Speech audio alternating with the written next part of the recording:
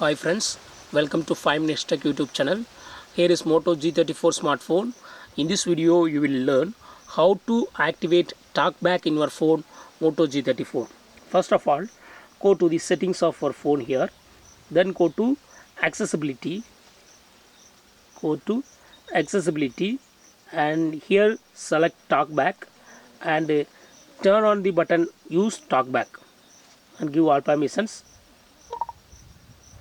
Talkback on.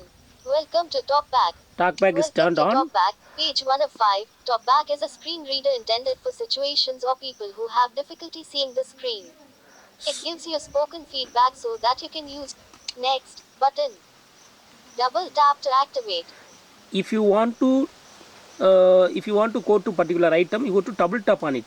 Okay, by hearing the voice, hear voice instruction carefully and double tap on it. Okay, Explore by touch. Home. this is home button. Window navigation bar. Navigation button. Double tap to activate. Okay. Allow Android accessibility suite to send. Double tap. So Home. in this way you can easily activate double tap. Double tap to activate. Double tap and hold to long press. Actions available. Use tap with 3 fingers to view.